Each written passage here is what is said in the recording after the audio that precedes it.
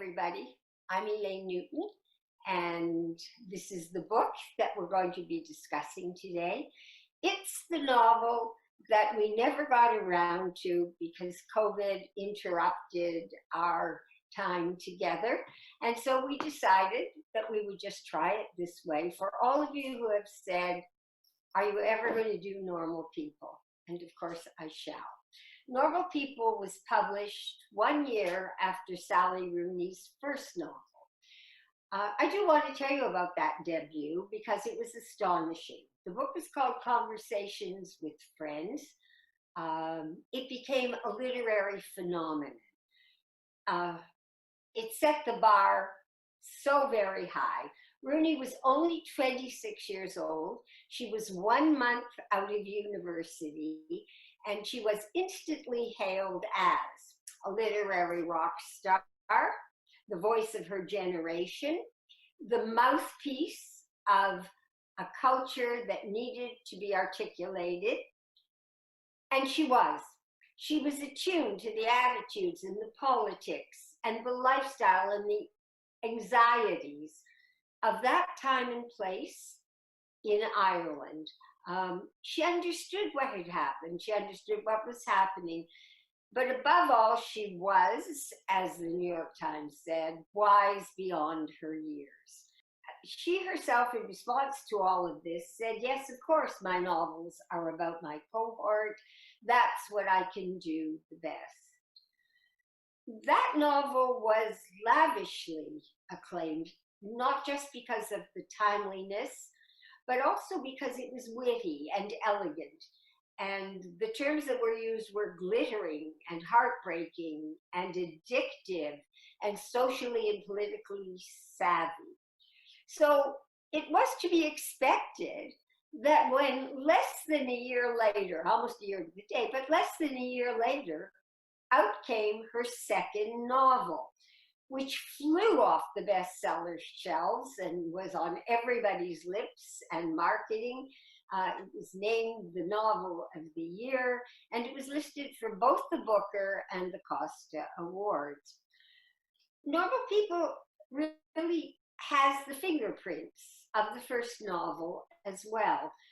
It has the same sort of anxious emotions. It has the nuanced dialogue, sometimes very wry. It has the same intimacy that draws you in. And it certainly has the very passionate physical sex scenes that the first novel had. But this one, Normal People, is a growing up story. And not so much about the lives of the young people, but about the two young people themselves, both very complex, about the internal world of those two teenagers, Marianne and Connell. They are, when we meet them in the last year of high school, we will be with them for 5 years, from 2011 to 2015, as they graduate from university. I want to say this before I begin talking about the book. For me, this book was a compulsive experience. I had a visceral response. And in revisiting the novel, as I did several times, I felt the same feeling of being captivated by this book.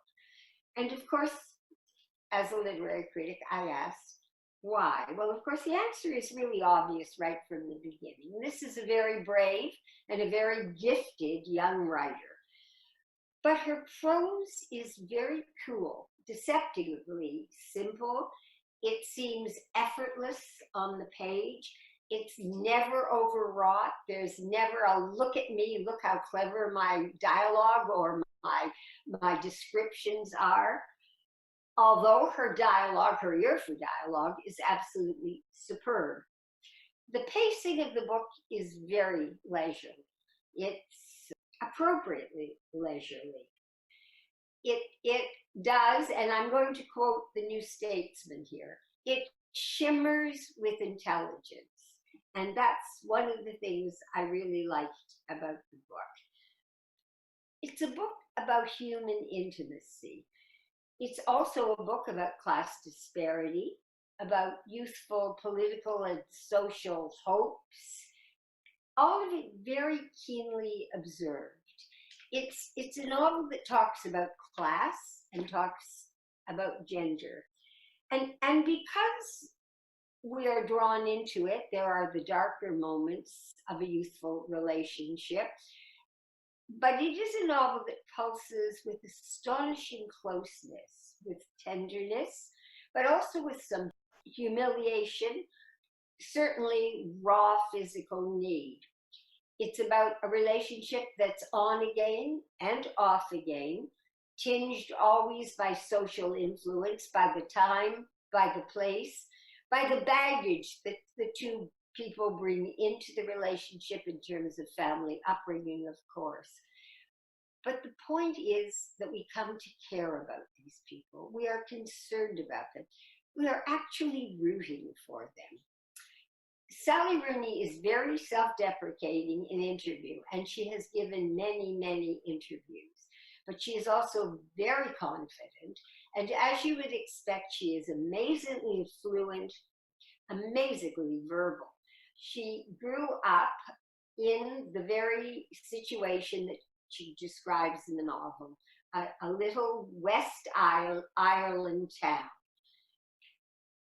She talks about it in terms of time by talking this way.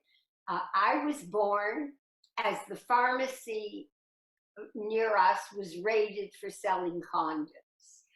I was 4 years born before divorce was made legal, and 2 years before homosexuality was decriminalized. So she's talking about her own growing up in this town in terms of women's rights very frequently. She was the middle of three children. Her father worked for Telecom Ireland. Her mother was a math teacher who then, on retirement, went on to work for and actually coordinate the arts council, the arts center in the town. She has said of herself, I was a disaster at school. I didn't take to school. I was baffled by it. I don't take to authority very well.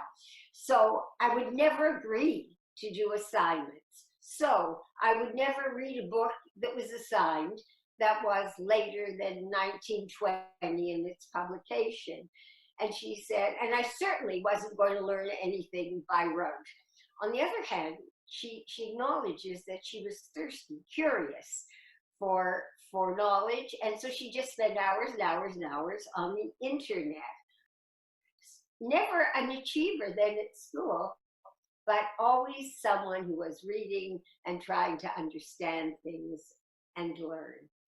She did go to Trinity College. She went to the same school that both Marianne and Connell go to in the book. And she studied a combination of literature and sociology, which she said was very new at the time and startlingly good as a way to understand and read books. Her family went to church every Sunday, but they were avowed Marxists. And so passionately, the doctrine at home, she says, was from each according to his ability, to each according to his need. That was the family credo. And she likes to proclaim herself a Marxist in interview. In almost all of her interviews, she says that. She enjoys clearly being politically forthright. And I read an interview where very slyly she added, I feel you can really get away with putting all your own opinions out if you do it in a novel. She admits to also nursing from a very young time in her life a taste for ritualized, abstract, verbal aggression, that she was obsessed for being able to respond to anybody's argument with a counter argument and with counter facts. She says, I was really verbally precocious. Well, that, we would say calcifreeze. No one can be surprised with that, especially when you realize that at school, Sally Rooney became the #1 competitive debater. That's the title she won. First in all of Ireland and then all of Europe. So she was the #1 debater in Europe. And of course, that kind of verbal skill comes out very clearly in the book. And she gives that talent to Marianne, who joins the debating society, but always has a penchant for comebacks and debating and intellectual sparring. In second year university, like Marianne in our novel, she did win the Elite Scholar Award for Dublin University, and it allowed her, this scholarship, to be tuition free, paid for room and rent, all the way up and including a master's degree. She says, it gave me the security and the permission to keep going with my education and my writing life. She had begun to write when she was a teenager. She always wrote stories about couples, she says. And she actually began a short story about Marianne and Connell, which was never published, when she was in third year university, which is why she understood those characters. She knew them well. She was able to do the novel so quickly after conversations with friends received publication. But she really didn't write fiction, she says, and I'm quoting her, until I fell in love with John Krasinska, who is a math teacher and who is the man she has lived with ever since. So 1 month after completing her master's degree, she published her first novel, Favor and Favor, in a 7-way auction. So the word had gone out on the street already that this was going to be quite a remarkable debut. And Normal People, of course, was part of the deal that she had made with Favor and Favor, and it came out right away. She says she does not enjoy all the celebrity and all the fame that she has, but she does like speaking her mind. And that's why she likes to do interviews, because she says she loves to surprise the interviewer and to just say all kinds of way out things. And I could only think as an interviewer myself, oh, it must be quite a treat to interview Sally Rooney. She has been on a whirlwind publicity tour for a very long time, which was stopped when she went to begin to write the movie from the book. And parenthetically, let me tell you, if you haven't seen the movie, please do. It's really quite wonderful. I think it's on Hulu in the US. In Canada, it's on CBC Gem. It's a lovely movie, just a beautifully written, fabulously acted, nicely directed. Abramson directs, he directed Room. It's a movie to see. Well, I'm off track, but let me say, she took time off to write the movie, and now I think she's beginning a new novel. She says of herself, thus I am a cliche of the reclusive novelist. I don't think so. She's far too socially, politically involved for that. Politics is not decorative in this novel. It's not incidental in this novel. Her Marxist principles, I want to suggest off the top, are embedded in the novel, both global and personal. The problems in Gaza, the austerity protests in Ireland, those are very important to both Marianne and to Connell. They matter to those two as they matter to Sally Rooney. Connell and Marianne are lovers, of course, but they're also very good sparring partners. They argue social and political and economic issues so very well that you get the feeling that the issues have been dropped in a hat and they could either be the affirmative or the negative, either one of them. They are such good, involved social political debaters. Quote, Marianne believed that her intelligence, her youth, her energy would give her power to change the world. We need to get straight in our minds what we think a good country would look like, she says to Connell. And eventually her English beginnings, her literary beginnings at the university in Dublin end up with her in social and political theory. Rooney's Marxist principles, each according to his ability to, each according to his needs, of course, are for her the answer to societal issues, but they're also the answer to personal issues, to gender relationships, if I can put it that way, to the emotional equity in emotional relationships.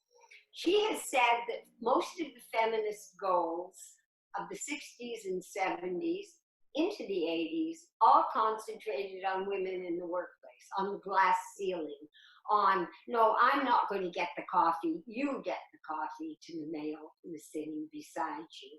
Or, no, I'm not taking notes, that wasn't what I was hired to do. That kind of ethic, that ethos was where the concentration was. Getting women into the workforce, getting them equal pay, getting them all the benefits, getting them the chance to make progress in the workplace. But she says now what's happened is Me Too. And she says, I know the focus now is on the emotional side of gender relations. And she says this, personally, I seek compromise, mutual vulnerability, but shared power. And that's her political position too. Countries must be, she feels, powerful, independent in their own right, but they also must know that they are vulnerable and they will come to others when needs arise, and others will understand and assist as needs arise. Though they don't speak too often about the class differences between them, they're always present in Connell and Marianne's relationship there. Connell simmers in Dublin. He keeps saying, I don't fit in here. But it's Marianne now who shares her advantages with him. Her flat in Dublin, her villa in Italy. She offers what I like to think of as social capital to him at the university. He becomes an adjunct into the very elite hierarchy that she belongs to. They find him a good job when he needs it. And it's Marianne that he turns to for both financial but also humane aid when he's mugged on the streets. In terms of his depression, she is always there. She is the one that helps him out of the darkness. But he is the athlete. He is the masculine power and the intuitive empathy that saves her from the unwanted attention of a groping drunk at a party, saves her from the violent threats of the hostile, obnoxious society boyfriend that she has taken up with. And in a very important scene that turns the corner of the plot, and I must say that plot is not what you concentrate on in this novel, it's really the characters, but it's he who saves her from the ugly physical abuse of her absolutely cruel brother. So each according to his ability, what he has, given to each according to the need. For Rooney, nations and people then want autonomy and independence, but they have to learn to acknowledge their dependence and interdependence on others.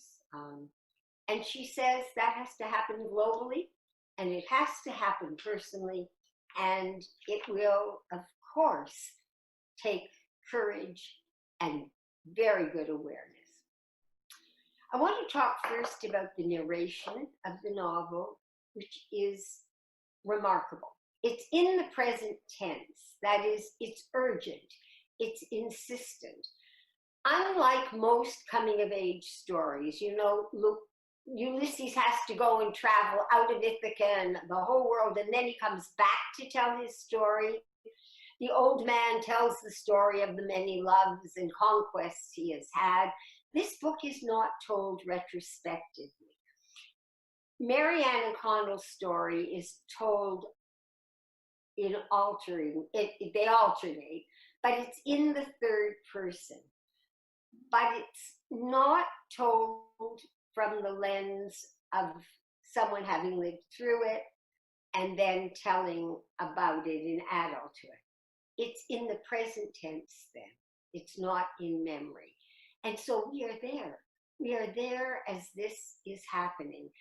In the midst of the confusion, in the midst of the understandings and misunderstandings, in the midst of the discoveries and the pain and the growing awarenesses, we follow then both Connell and Marianne in their relationship, but also in their individual growing, both emotional but also intellectual maturity. And that's why the novel is so immediate. That's the sense of immediacy that you have in the novel. And that's why both time and place come through so easily to us. I mean, we are there with them, with all the anxiety and the uncertainty and the unknowability and the concern for the future, which Sally Rooney makes very clear marks the post-economic collapse generation that she and both of her characters are a part of. The other thing about the structure is the fragmentation, mirroring the off and on again of the relationship, but also mirroring that these two young people have not yet discovered the wholeness of themselves. That they are still here and there on their emotional, but also on their intellectual maps, and they have to put it all together. The way she does that is she moves her narration in increments of time. And you get those increments of time, and they're random, they're various, as chapter headings. So what you'll get is 2 weeks later, 2 months later, 0.5 minutes later, and that's very important. Actually, that's the best example I can give you of how immediate she can get. The scene where Marianne leaves him unhappily. They are between third and fourth year, and Marianne wants to make love again. They haven't made love in a long time, and she wants that to be a commitment, and he's not sure, and so she leaves sadly, quickly. There's a flurry of her trying to get her coat on before he can follow her and pull her back. She goes into her house, and her brother, who takes up the air in any room he's in, confronts her with brutality because she's being with Connell, and he does not like that. The social difference offends him. And he takes a bottle and he hits her with it. And she, in fleeing, bumps her nose against the door and has a huge nosebleed. Cut. And the next thing you see is in the living room in Connell's house, where Connell and his mother are having a very important conversation about what it feels like to a 17-year-old girl, that was his mother, when she became pregnant, and why she continued the pregnancy, though there would never be a father, it was a one-night stand, and whether or not she had ever regretted having a child. And that scene goes on, and there's a simultaneity about it. You know, immediately they're going on at the same time because it's 5 minutes later. And at that point, Marianne phones, and she phones Connell for help. And he's there immediately, not just taking her to the hospital, but in fact, taking her back into his arms. It's a very clever use of her time structure. But she does it right through with all of that anxiety and all of that uncertainty there. Now, within the time frames, and there are big gaps, hiatuses, lacunas between the time. So it could be 3 months later or 2 weeks later or half a year later. And we meet them wherever they are. We meet them in a cafe. She's just walked to meet him in a cafe, or we meet them in bed. And there's all that time that's lapsed and nobody's filled us in. Then at the beginning of the chapter, but the filling in comes in with flashbacks. So there are flashbacks nestled within the time lapses. And eventually, and it's remarkable the ease with which he allows you to do that. You put the pieces in and you know what happened before. And you also see in the present the effect of the past, or what you've missed, or what happened in the time lapse. This is a writer who's in total control of pacing, of course.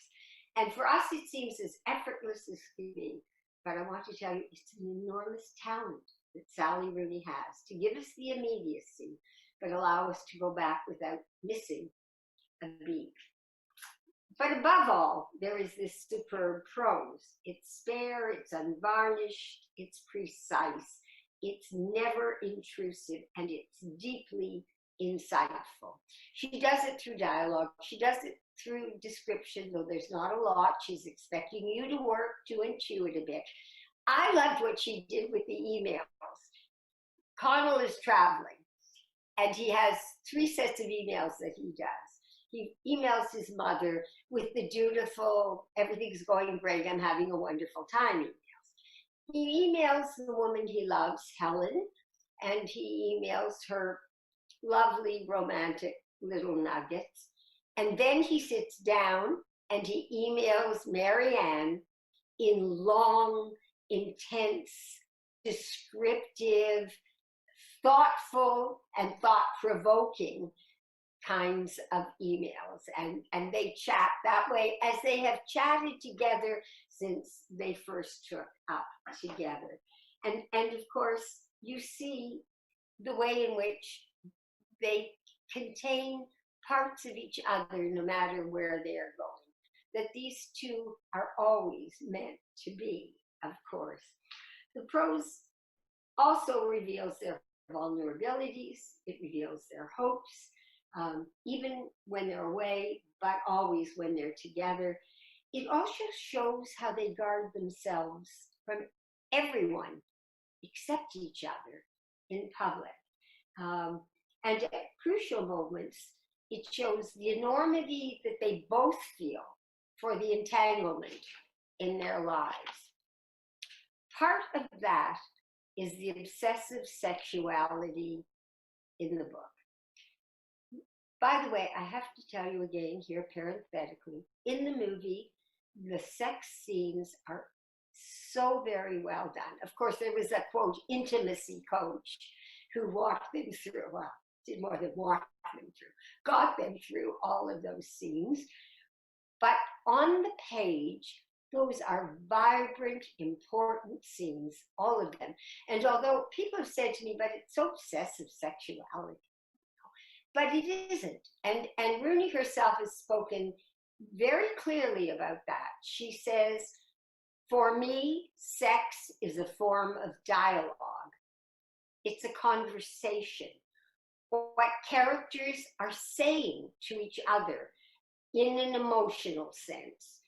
Marianne and Connell's sexual, physical relationship then is part of that unquenchable chemistry between them. And we see the chemistry intellectually as well, and we see it emotionally, but you also see it in these physical scenes.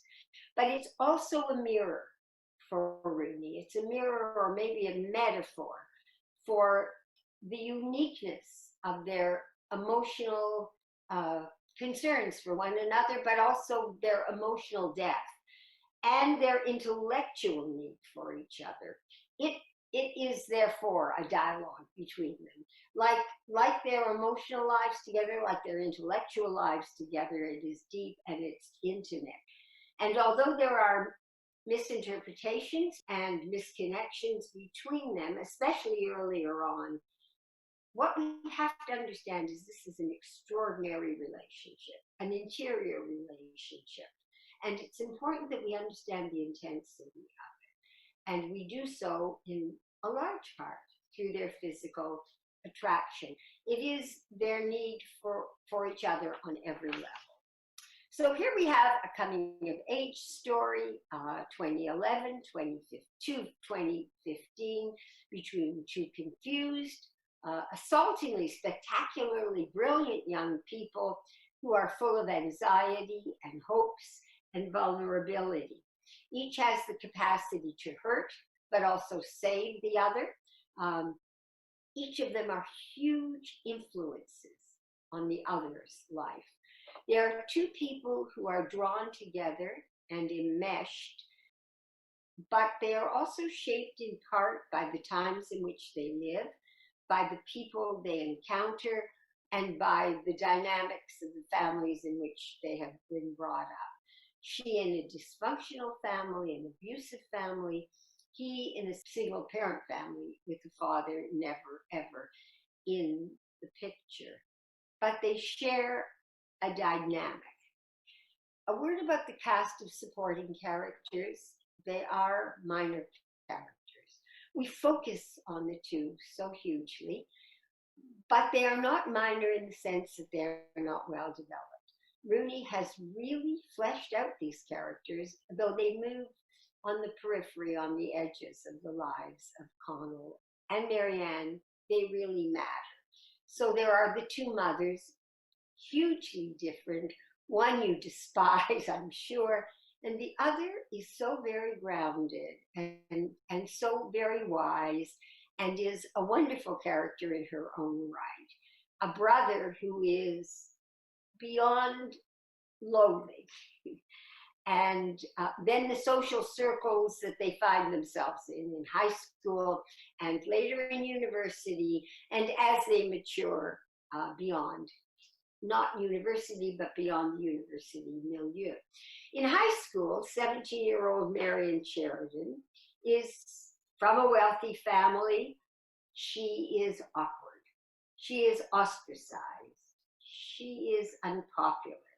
She is too academically gifted. She is considered uppity, edgy. She is detached from the social circle, a rejected, ugly duckling who wears hideous flat shoes, who the boys tease because she is, quote, flat-chested.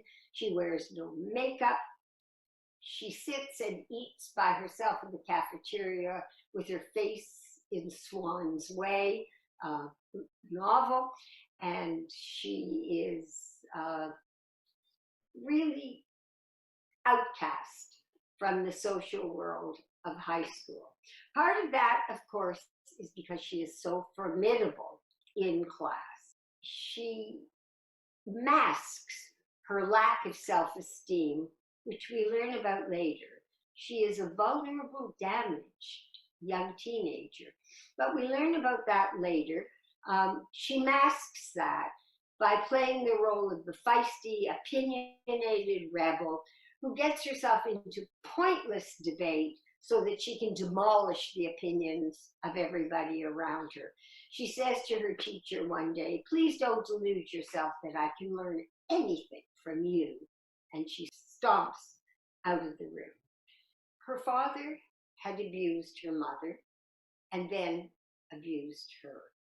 Her mother has become cold, aloof, detached. She does not like her daughter. The son, a brother, does not like his sister either. Her family does not welcome her home from holidays. Connell, on the other hand, comes from a different sort of family. He is the son of a single mother, a one-night stand. The family is called criminal. They are looked down upon because, of course, What she did in Ireland is beyond allowing, and so on. But Connell is reserved. Still, he is hugely popular in high school. He is the star of the school football team. He is socially at ease in his whole circle. He is handsome. He is a brilliant student, and he takes that in his stride. And Connell is the kind of boy that every young 17-year-old wishes he could be, except that Connell is uneasily aware that really the only thing that matters to him is the society in which he perambulates.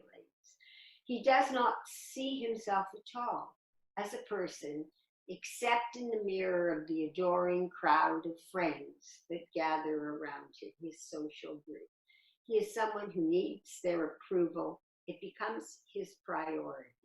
The text reads, his personality seemed to him something external to himself, managed always by the opinions of others rather than anything he individually does. He comes from the working class, of course, but Lorraine, his mother, is a wonderful ballast because she is observant of her son's needs, because she is wise, kind, and empathetic. Marianne and Connell come together first, haltingly, tentatively, in conversation in her mother's kitchen when he comes to pick up his mother. His mother is a cleaning lady in the big white mansion where Marianne, her brother, and mother live. The two start very, very slowly, but they recognize early that there is a compulsion between the two of them. They recognize that there is mutual attraction. At first, it's because of the excitement of two young, thoughtful, curious minds. They recognize the intelligence that they share. But slowly, they begin to see a startlingly physical need. And so they develop a routine, taking separate routes. Every day after school, they arrive in the safe place, which is Connell's bedroom. And there they slowly learn about each other's bodies. They learn what they can expect their own bodies to be able to do.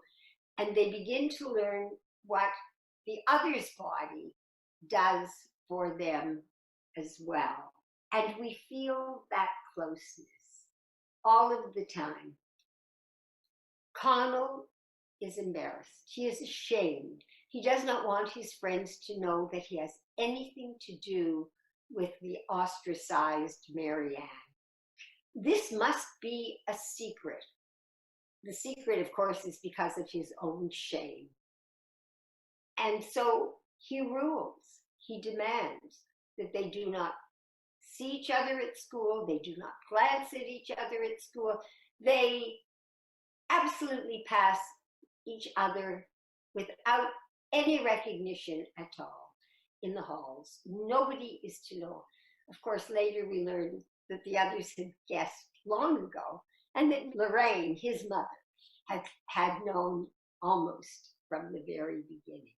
What is interesting is his shame and embarrassment at being seen with her dictates this, and the word is dictates.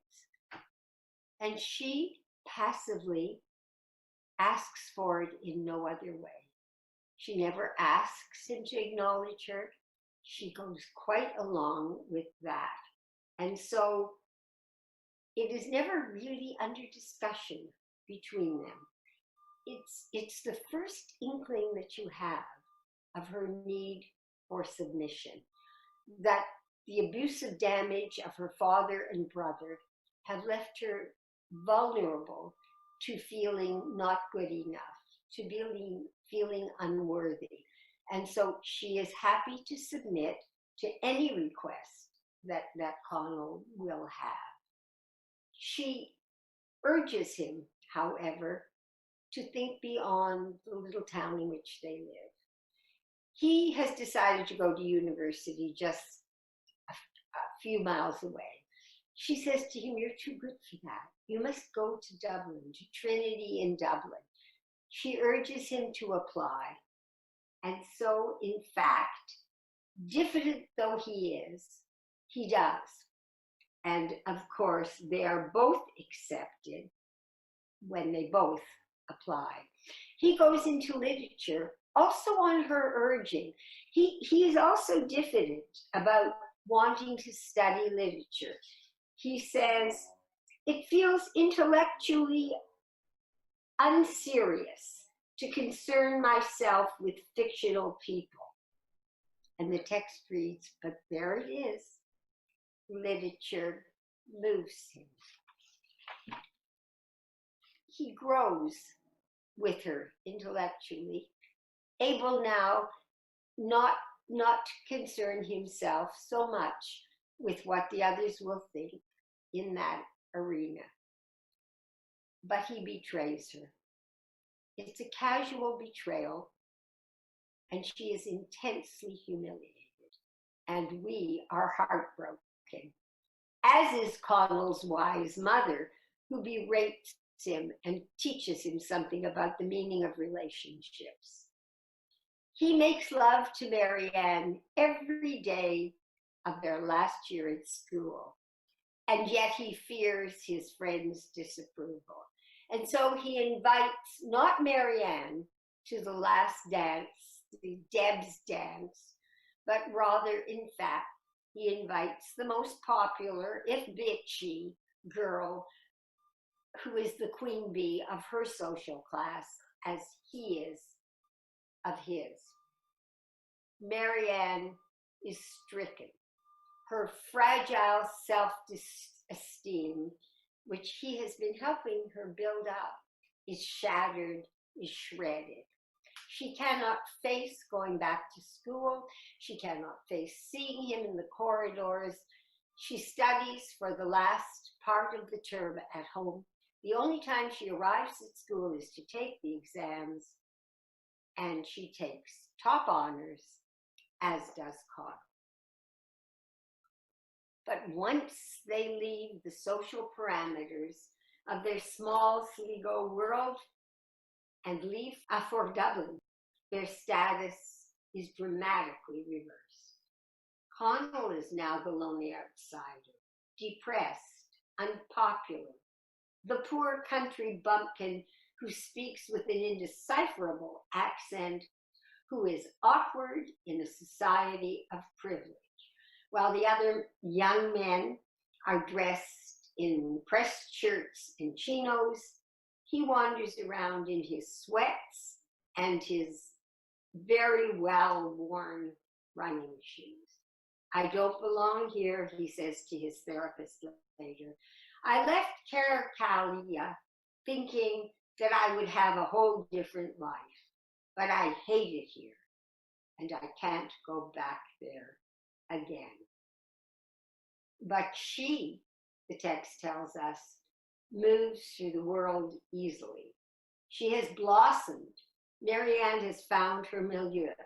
Her brilliance now matched by a new public sophistication and by beauty. She is a social success, at ease everywhere, sought by the wealthy, entitled university crowd that surrounds her. Everyone's friend. Connell, hostile to that society, finds himself envying it too. Quote, "In Dublin, men shout at Marianne in the streets. They are not ashamed to show that they desire her." But I love this quote. "In class, she finds that there is no limit to the brain and what her brain can do.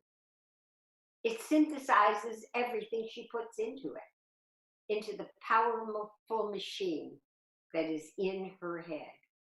Still, she has no idea what to do with her life. Connell thinks the relationship at school had been all on his terms. Now it's all on hers, but she is more generous.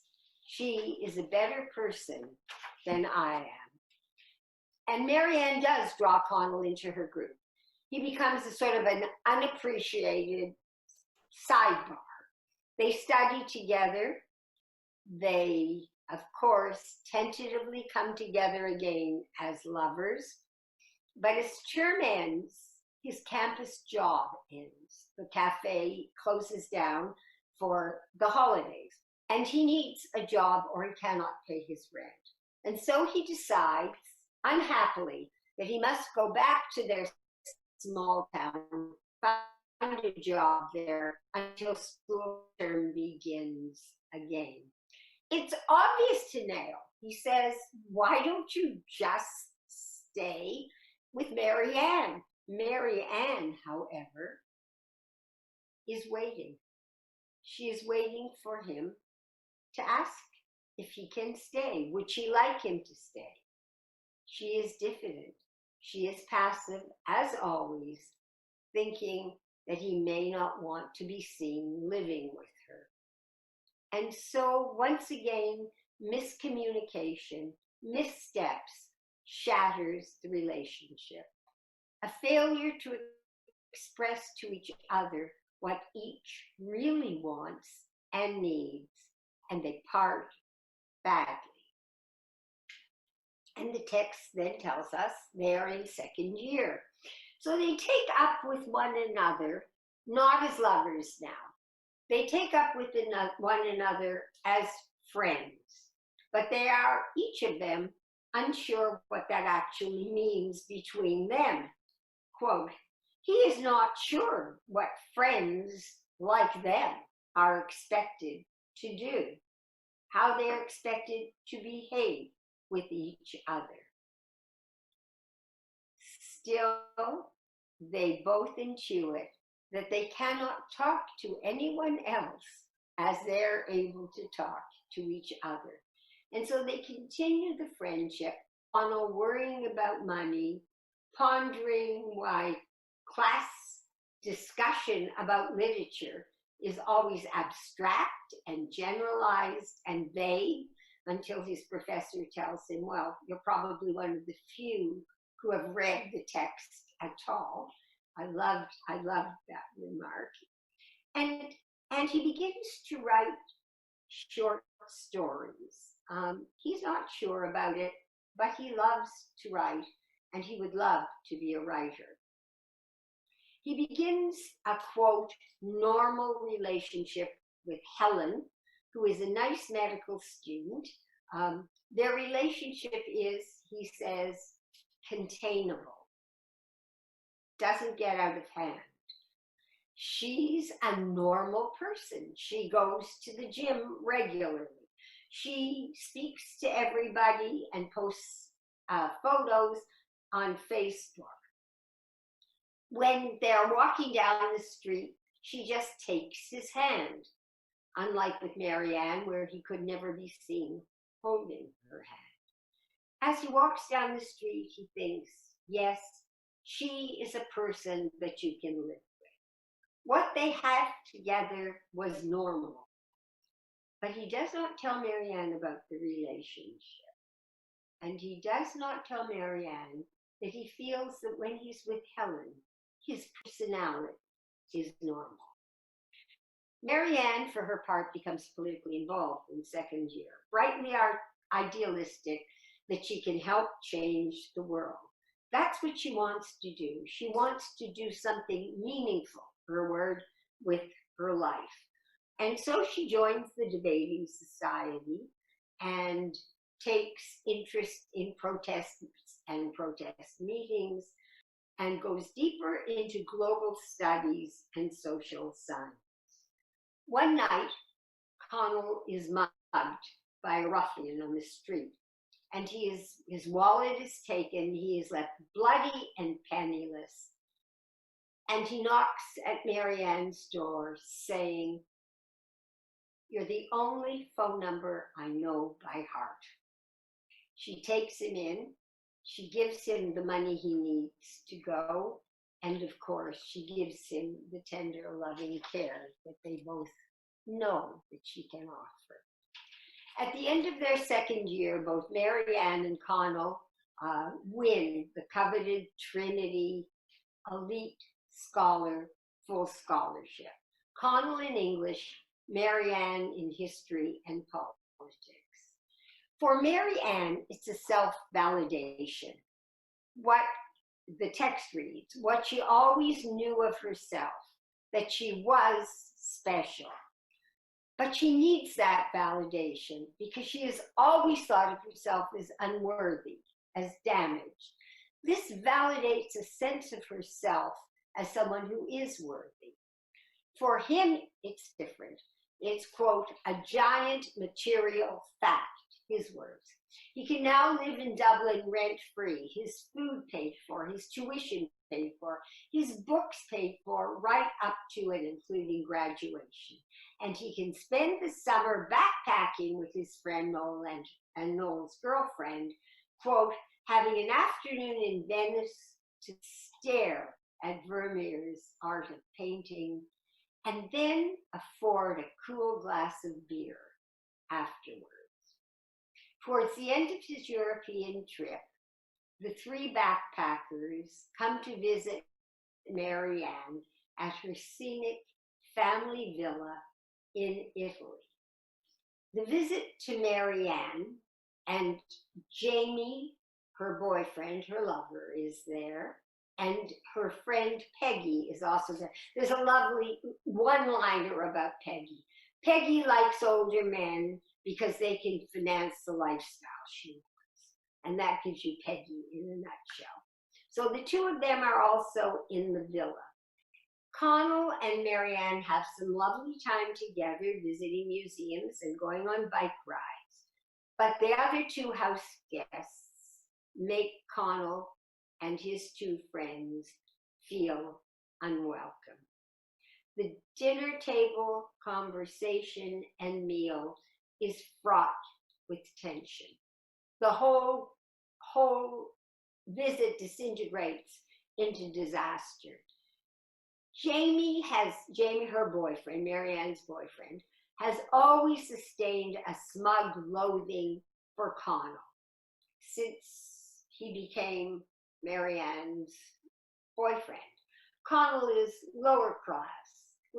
Connell is really not to be liked very much, certainly not part of the friendship. He begins a drunken scene over the choice of wine glasses. Champagne is to be served in flutes, whereas, of course, Marianne's grandfather had coupe glasses for champagne, the old-fashioned way we used to drink champagne. Peggy is unremittingly supercilious and smug. The two friends of Marianne's take great pleasure in putting the other three down. Marianne's friends are not good people, Neil says.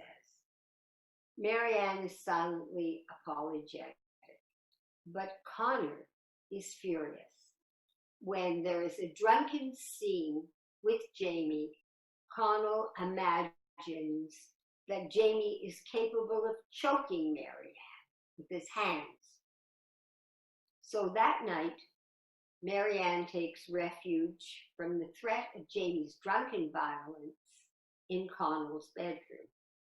She craves the comfort of his physical presence. You can just feel that on the page. For the first time, she is forthright with him. She tells him about her mother's detached response to both her husband's abuse of her and, of course, of her daughter.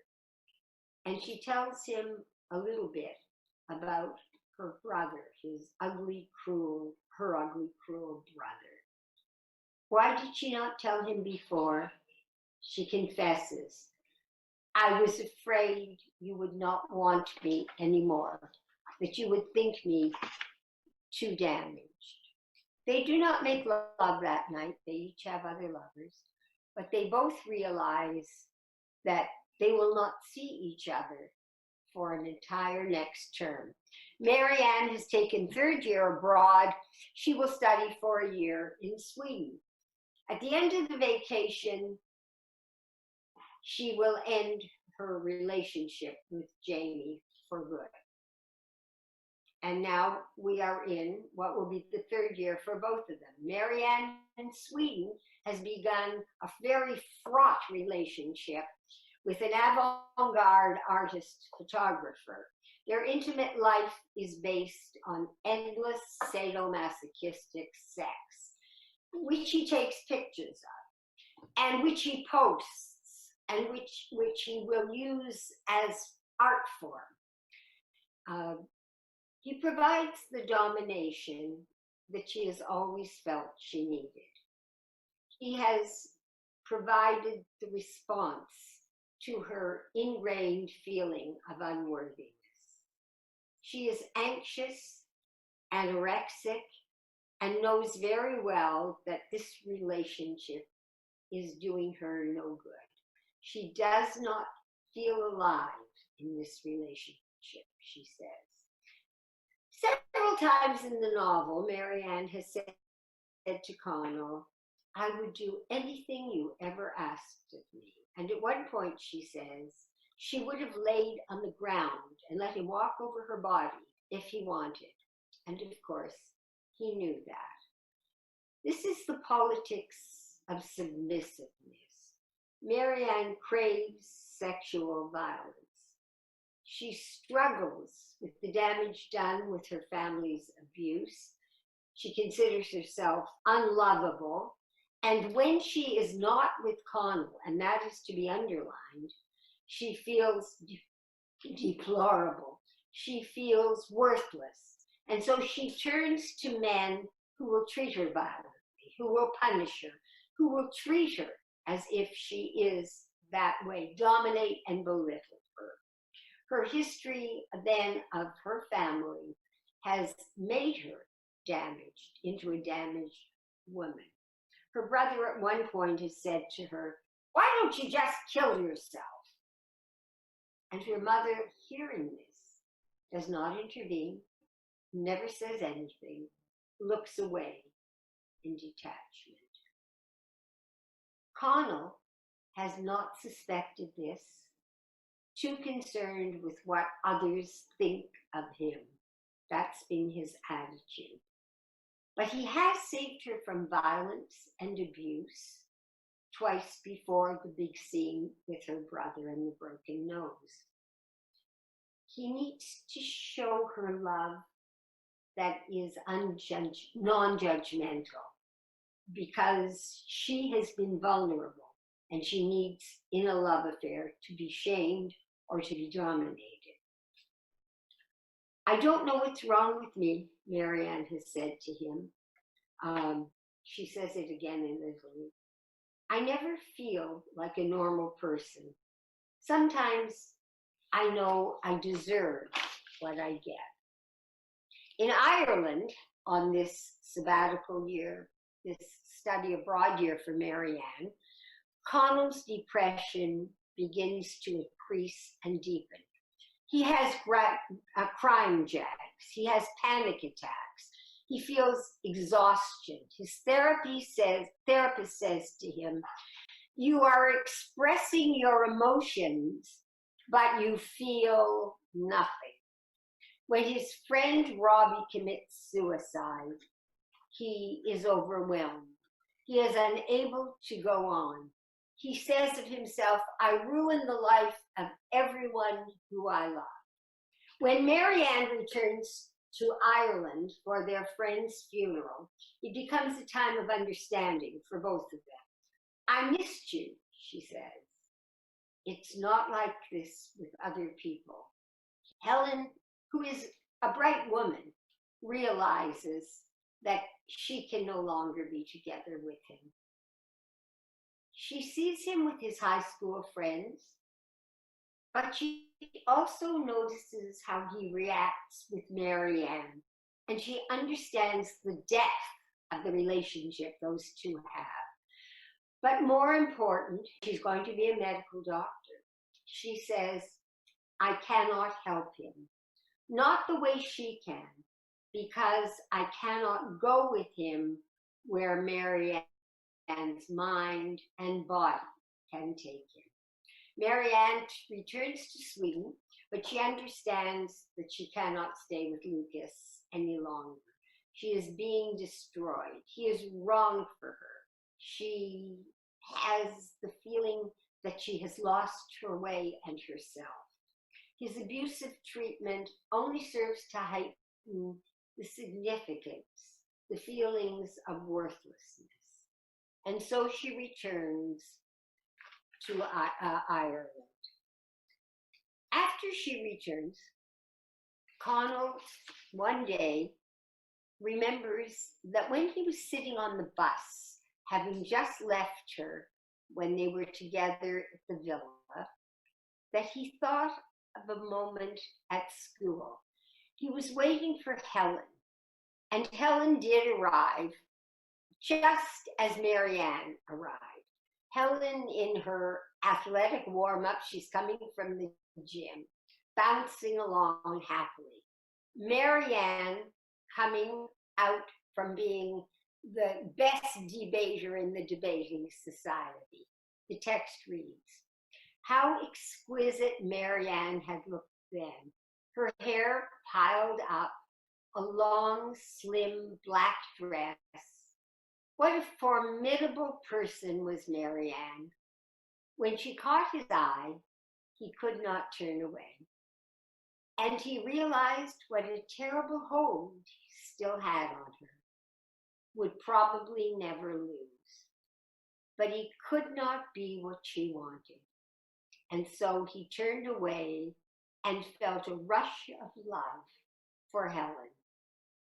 And watch this, a rush of love, compassion, and then almost sympathy. Helen was his attempt to be normal. It is the right life, he says to himself. But later that night, the sex is also normal, predictable, unimaginative, without the compulsion that he has felt with Marianne. Helen was a good person, but he had forgotten how old-fashioned her values were. Helen and Marianne are two very different people, he thinks. From their first meeting, Helen has sensed that Marianne is a danger to her relationship with Connell. She confronts Connell. I guess you think she is chic, she says. And later, she is too fond of expressing her opinions at length. She is self-important. She is smug. And later still, she is slutty. She is always flirting with different guys, craving male approval.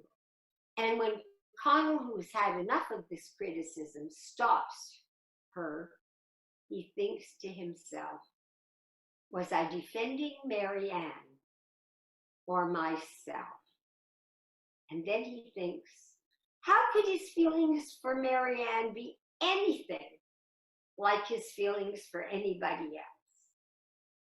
To her credit, Helen understands that. And after the funeral, she announces that their relationship cannot work, that in fact, she understands, and she leaves him.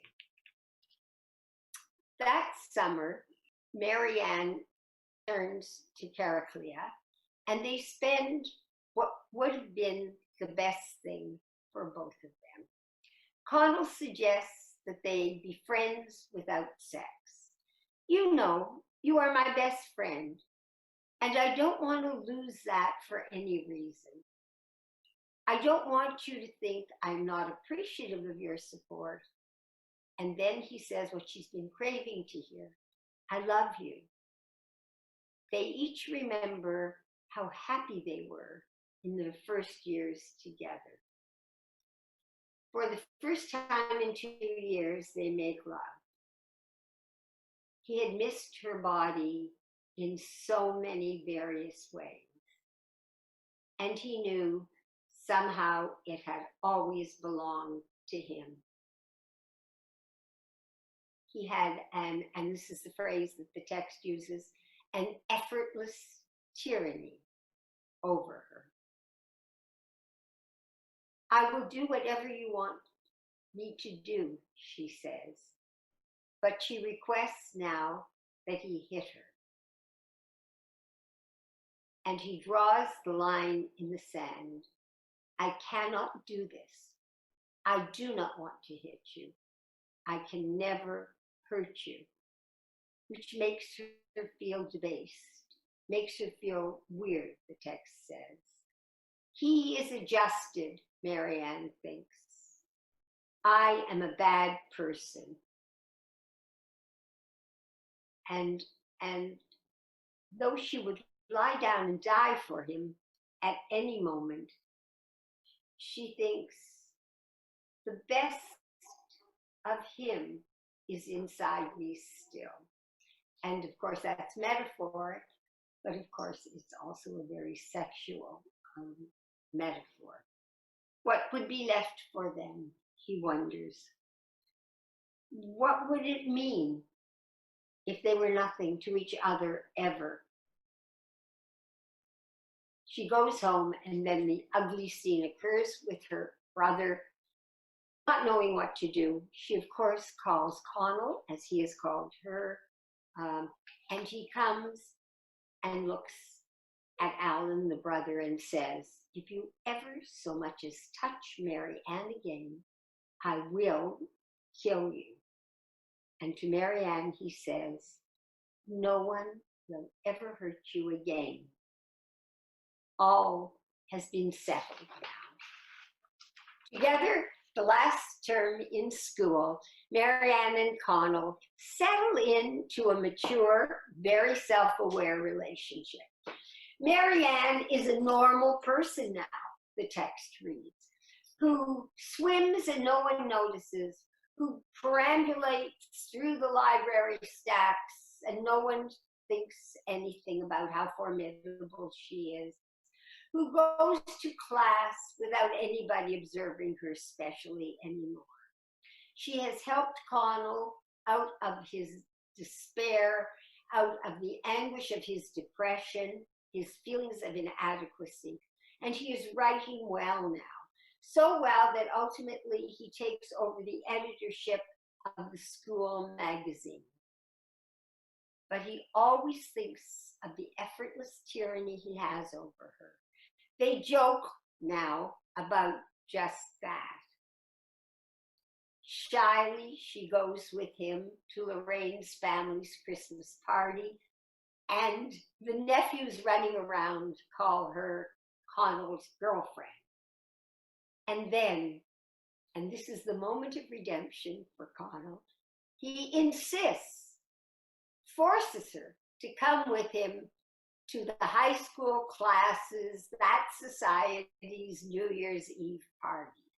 And when midnight strikes, very consciously, he takes her in his arms so everybody can publicly see and kisses her.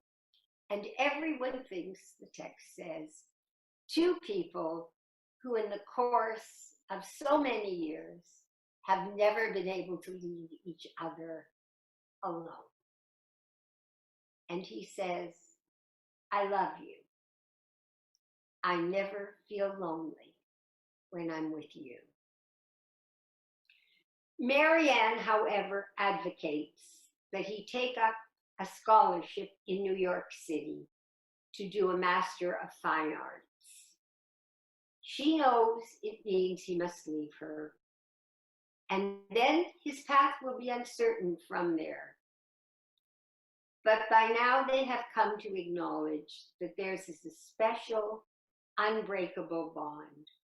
No matter what the future brings, they have learned to live to depend on each other, and they have learned to allow themselves to depend to give and to take. As the narrative progresses, however, we have been asking ourselves just what is meant by normal people, normal behavior, normal interpersonal relationships. Quote, Connell knew that other people conducted their normal private lives so easily. He wished he could copy their example. Connell, who has been far too concerned with what other people think of him. Marianne, who takes no interest in what anybody thinks of her, and yet they both yearn for what they each call a normal life. But Marianne and Connell are not normal. First of all, they are damaged. They are both scarred as young people. But more importantly, they are extraordinary, extraordinary. They are gifted, both of them, with heightened minds and heightened sensibilities. Things matter to them in ways that do not matter to other people. They are observant, they are analytical, they are sensitive to nuance in ways that they find in no other. They understand the world on a different plane. And so that physical relationship, that sexual conversation that they have is like nothing that they can also have with anyone else. One of Mary Ann's friends says bluntly, Mary Ann just works and moves in the world in a different place, in a different way.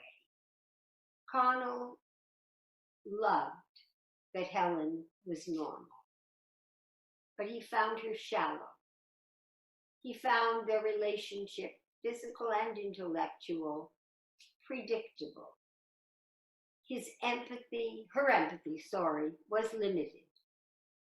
She never thought outside the box like he and Mary Ann do. She could therefore never give him what he really needed, what Mary Ann can bring to the relationship. Connell and Mary Ann are best when they are together. Normal People ends as Connell leaves for New York City to become a writer. He may or may not return to Ireland or to Mary Ann. He will be the new young James Joyce who goes abroad and perhaps will return to his native Ireland. But Mary Ann is gracious in her acceptance of this. She is so very proud of his achievement. This departure is not a betrayal, as the other departures have been. Instead, it's a limbo. It's a gap in their lives together, laced with memory and with genuine love for her, and a special feeling of understanding now. She says to him, I will always be here. You know that. And the text reads, he has brought her goodness, and now it belongs to her. She has made a new life, specially for him. They have done a lot of good for each other. Together they agree, people really can change one another. In the end, Mary Ann muses, and this is perhaps my favorite quote in the whole book, we have been two plants sharing the same soil, growing around one another, contorting to make room, taking certain unlikely positions. We exist within our relationship, each in the influence of the other. I will always be here, Mary Ann says, and you know that. No, normal people is no ordinary novel. Stay safe, everyone. Be in good health and enjoy your reading. And I hope we'll be back to give you a whole other take on other novels.